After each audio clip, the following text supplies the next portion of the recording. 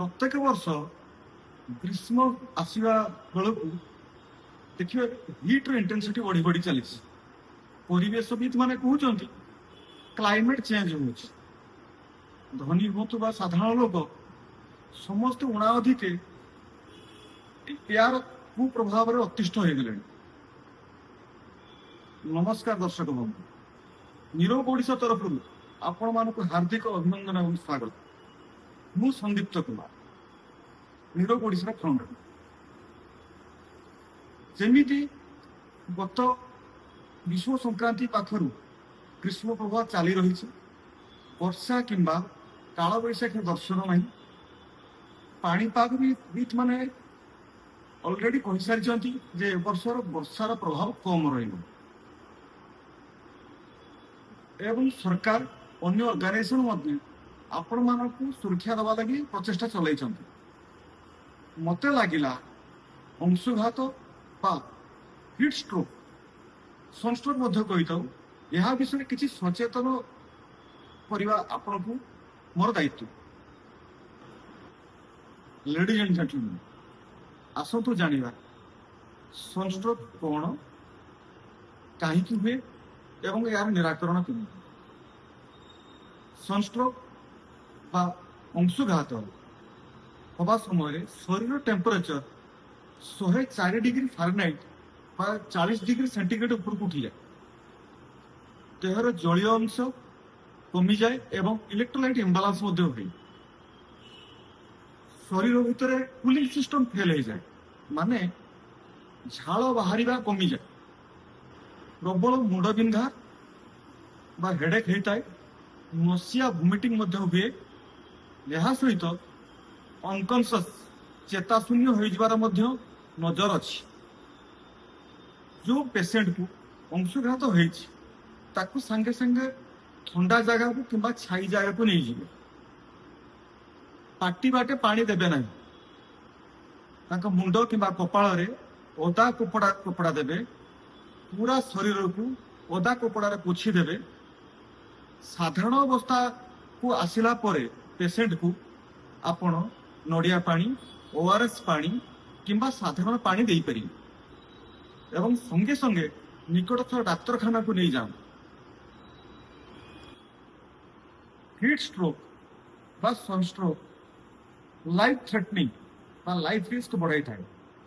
तीनोटी मुख्यतः ऑर्गन जेमिति कि brain liver kidney विशेष भाव में यार कुप्रभाव शिकार होता है।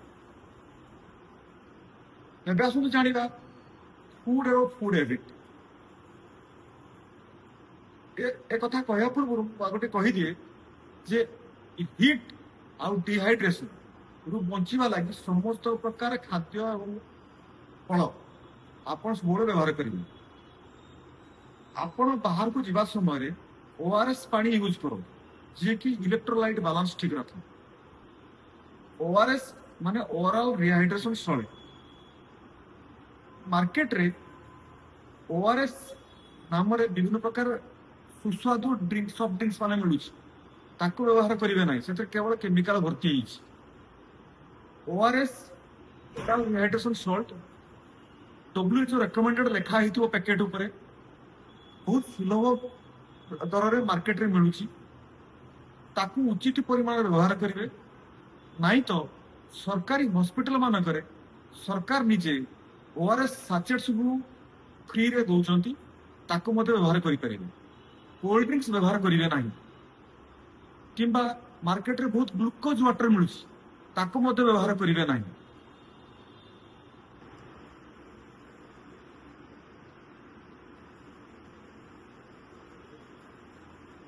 लेंबू पानी सहित चिमुटे लुण मिसाई पी पारिबे।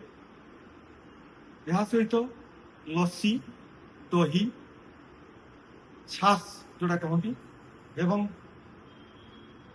कोकोनट वाटर मान नड़िया पानी आपण को बहुत सुरक्षित रखिए। फल मध्य तरबुज कमला